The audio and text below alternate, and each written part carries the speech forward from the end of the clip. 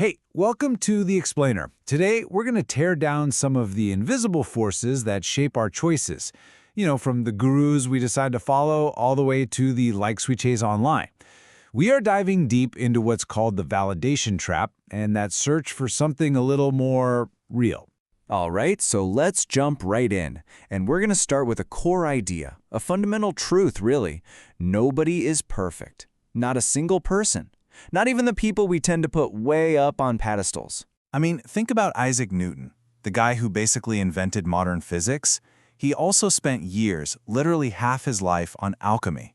Now, this isn't to knock his genius, not at all. It's just to prove a huge point. Even the absolute greatest minds can go down some pretty strange paths. And that is why it's so crucial to separate the idea from the person who's saying it, so we can actually evaluate it on its own terms. Every single person, as they say, contains multitudes, right? A mix of brilliant ideas and, yeah, some potential flaws. So focusing on the statement itself is just a much smarter way to think. This really brings us to the central conflict, doesn't it? On one hand, you've got blind faith, where you accept something just because of who said it. And on the other, you've got critical inquiry, which is all about empowering you to think for yourself, to test the logic of an argument, no matter who's making it. Okay, so how does this whole idea play out in the world today?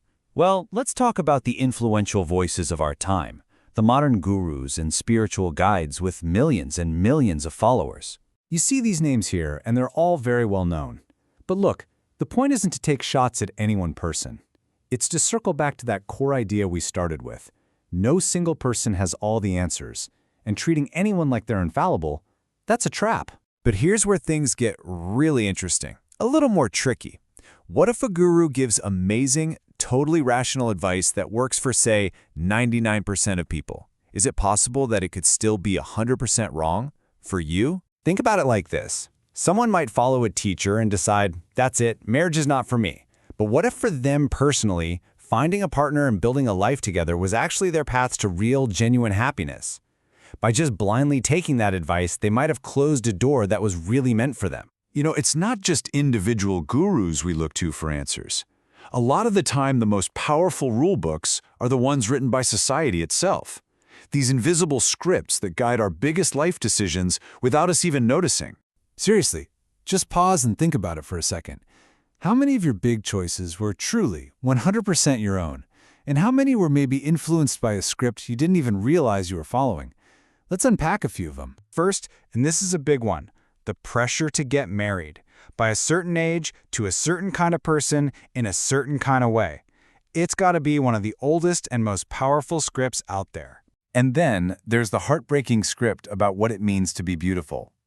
A really powerful comment came from a listener who was rejected for marriage simply because she was savly or had a darker skin tone.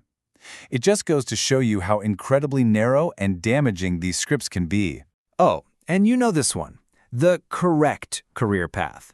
That relentless pressure to become an engineer, a doctor, or a CA, right? Not because you love it, but because of the status and the approval that society gives you for it. So what's the escape hatch from all this judgment? Well, here's one pretty blunt take on it.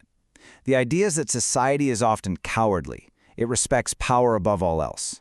So instead of trying to play by its rules, maybe the best way to get free is to build your own strength, financially, mentally, and emotionally. And this deep-seated need for society's approval, well, it has found the perfect home, the perfect storm in our digital world. Let's talk about the modern validation trap. I mean, you know the cycle, right? It's become so common. So many people aren't traveling for the experience anymore. They're traveling to perform the experience for an audience online. It's a loop that's fueled entirely by that quick hit of external validation. And look, this performance, it's not just for clicks. It has real-world costs.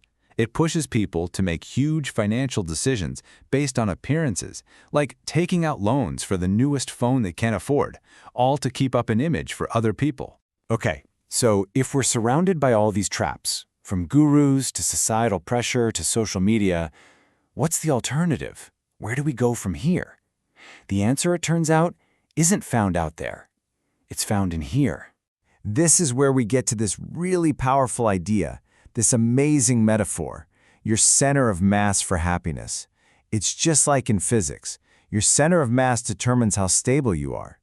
So the question is your happiness centered externally on things you can't control, or is it centered internally, deep inside yourself? And the difference between the two? Oh, it's night and day. An external center is fragile. It depends on likes, on compliments, on what other people think.